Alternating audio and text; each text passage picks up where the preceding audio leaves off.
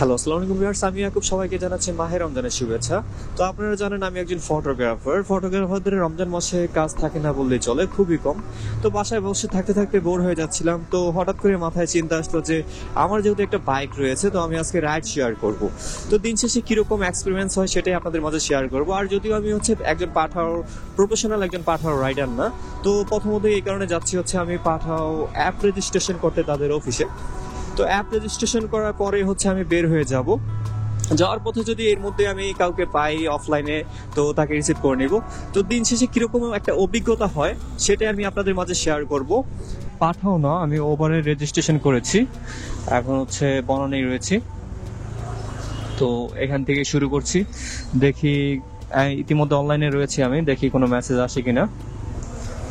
তো প্রথম টিপটা পেতে আমার খুব বেশি সময় লাগেনি। আমি অনলাইনে যাওয়ার 5-6 মিনিটের মধ্যে একটা টিপ পেয়ে যাই। আর আমি খুবই আনইজি ছিলাম, কারণ আমি ওভারে অ্যাট ফার্স্ট টাইম নতুন, কিভাবে রিসিভ করতে হয় সেটাও আমার জানা নেই। আমি বুঝতেছিলাম না কিছুই, একটা আনইজি ফিল হচ্ছিল। তারপর আমি লোকেশন দেখে ওনার কাছে যাওয়ার ট্রাই করতেছিলাম। ম্যাম, আপনি দেখুন।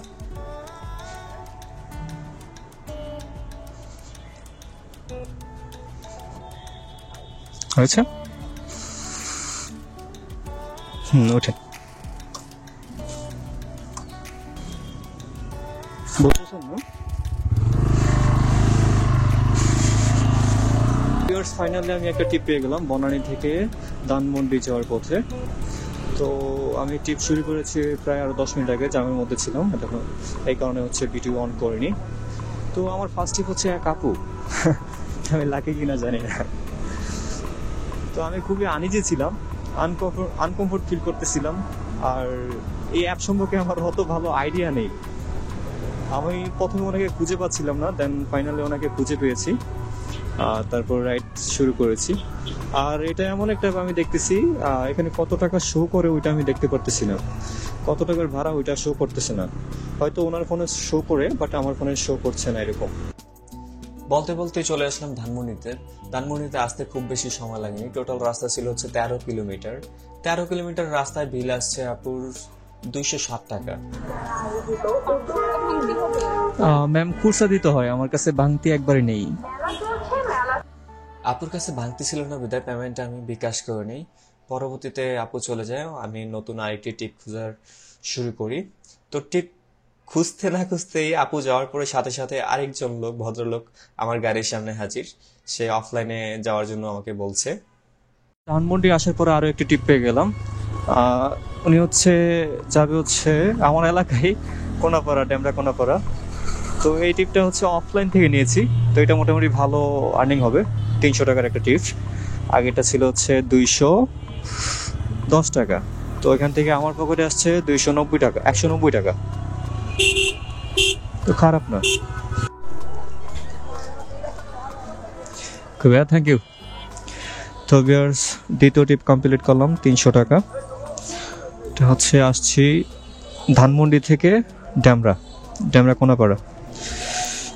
লস হয়নি অবশ্য, একটু রাস্তা জাম ছিল, যাক সমস্যা নেই। তো নেক্সট ট্রিপের জন্য রেডি হওয়া যাক। তো ভিউয়ার্স, আমি এখন আমার এলাকার কাছে চলে আসছি। তো প্রথমে টার্গেট নিয়ে নামছি আজকে সারাদিন রাইড শেয়ার করব। যদিও আমি সকাল থেকে শুরু করতে পারিনি, আমি শুরুই করেছি 2:30 থেকে। এখন বাজে 4টা। তো 2:30 থেকে 4টার ইনকাম হলো 500 টাকা বলা চলে। অলরেডি টিপ খোঁজা চলতেছে, দেখি পাই কিনা। আর আমার কি বলে, যারা রাইড শেয়ার করে ওদের সাথে বসে থাকতে না কেমন যেন লজ্জা ফিল হয়।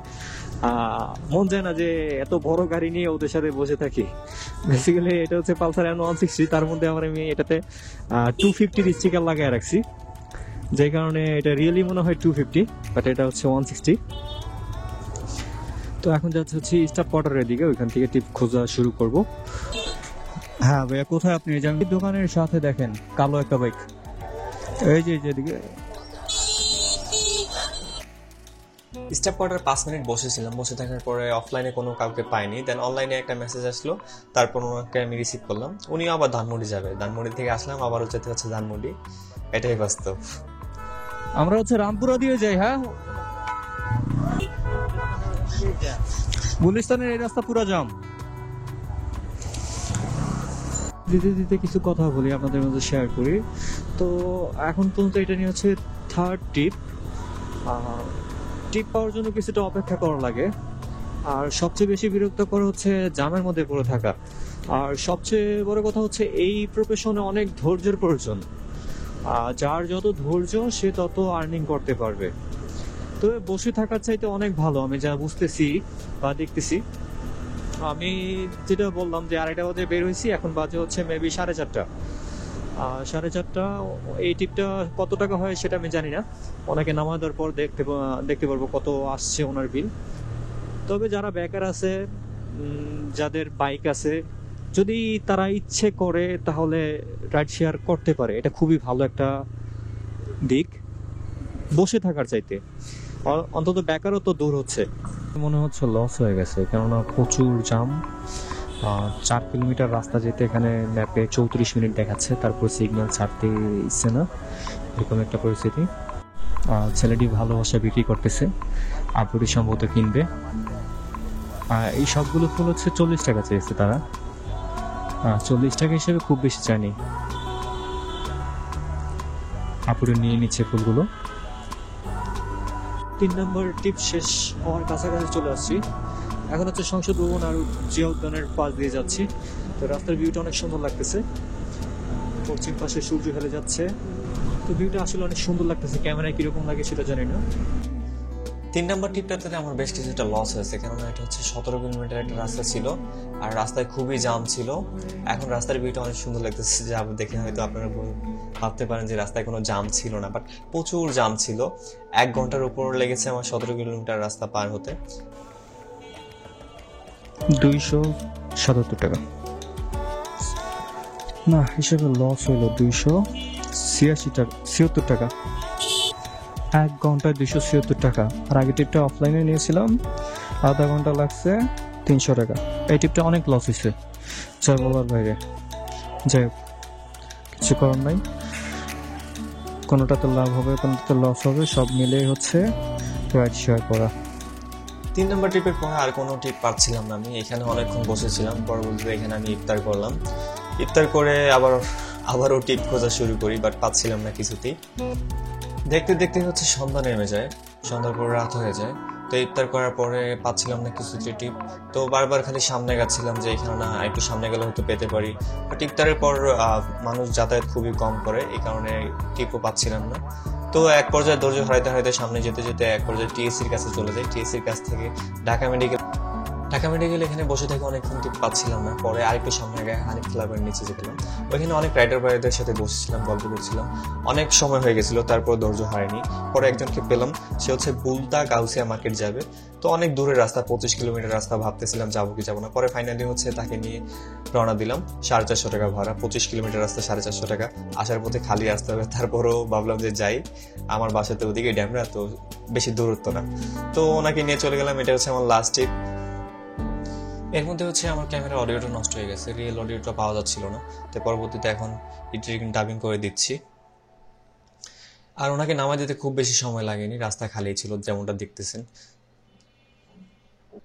ফাইনালি হচ্ছে আমি ওনাকে নামাই দিয়ে চলে আসছি। এখন হিসাব করা যাক আমি কত টাকা আর্নিং করেছি, কতটুকু সময় লেগেছে, কত কিলো গাড়ি চালিয়েছি।